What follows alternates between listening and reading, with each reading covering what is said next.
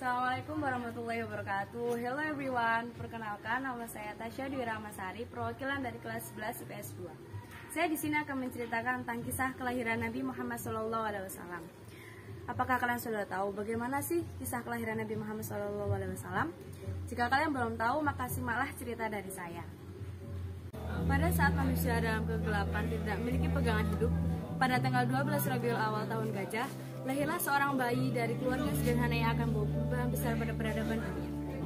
Bayi ini sangat disambut dengan penuh kasih sayang oleh sang kakek yang bernama Abdul Muttalib. Pada saat manusia dalam kegelapan tidak memiliki pegangan hidup, pada tanggal 12 Rabiul Awal tahun Gajah, lahirlah seorang bayi dari keluarga sederhana yang akan bawa perubahan besar pada peradaban dunia.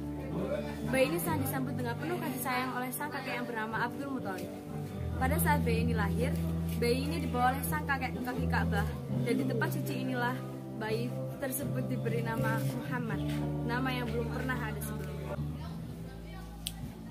Tahun kelahiran Nabi Muhammad SAW disebut juga dengan tahun gajah. Adapun sebab mengapa kelahiran Nabi Muhammad SAW disebut juga dengan tahun gajah. Apakah kalian tahu mengapa sih kelahiran Nabi Muhammad SAW disebut juga dengan tahun gajah? Sebab kelahiran Nabi Muhammad SAW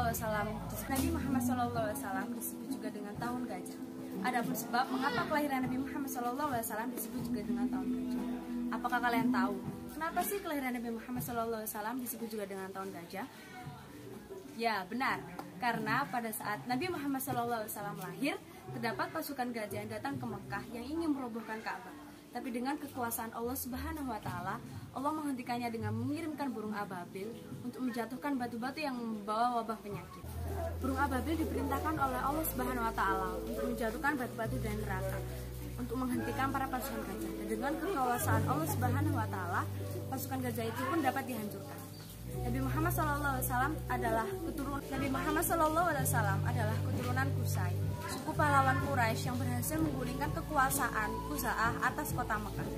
Ayahnya yang bernama Abdullah bin Abdul Muttalib dan ibunya bernama Aminah binti Wahab. Sudah menjadi kebiasaan orang-orang Arab di kota Mekah menitipkan dan menyusukan anaknya kepada wanita Badiyah agar mereka dapat menghirup hawa yang bersih, terhindar dari penyakit kota, dan agar mereka dapat menggunakan bahasa yang fasih dari Allah. Sama halnya dengan Nabi Muhammad SAW yang dititipkan oleh sang ibunda kepada wanita yang sangat baik yang bernama Halimah Sa'diyah. Pada saat inilah Nabi Muhammad SAW dibesarkan hingga berusia 5 tahun. Setelah itu Nabi Muhammad diantarkan kembali kepada sang ibunda. Setelah Nabi Muhammad SAW berusia 6 tahun, Nabi Muhammad SAW diajak kembali saat perjalanan pulang menuju Mekah di suatu tempat yang bernama Abwa. Tiba-tiba sang ibunda jatuh sakit hingga meninggal dunia dan dimakamkan di tempat itu. Setelah pemakaman ibunda selesai, Nabi Muhammad SAW kembali ke Mekah. Nabi Muhammad SAW kemudian dirawat oleh sang kakek yang pada saat itu berusia kurang lebih 80 tahun. Setelah 2 tahun Nabi Muhammad SAW mengikhlaskan kepergian sang ibunda, sang kakek pun menyusul kepergian sang ibunda. Setelah 2 tahun kepergian sang ibunda, Nabi Muhammad SAW terhibur di bawah asuhan sang kakek. Kemudian orang tua yang baik hati itu pun meninggal pula dalam usia 80 tahun. Dan Nabi Muhammad SAW dalam usia 8 tahun. Sesuai dengan wasiatnya, Nabi Muhammad SAW diasuh oleh pamannya yang bernama Abdul Muttalib. Pelajaran yang dapat kita ambil dari cerita Nabi Muhammad SAW tersebut adalah sebesar dan seberat apapun cobaan kita harus melakukannya dengan hati yang ikhlas dan sabar. Sekian cerita dari saya, jika ada salah kata mohon dimaafkan. Akhirul kalam, undur makola, walatan durman kola. Wassalamualaikum warahmatullahi wabarakatuh.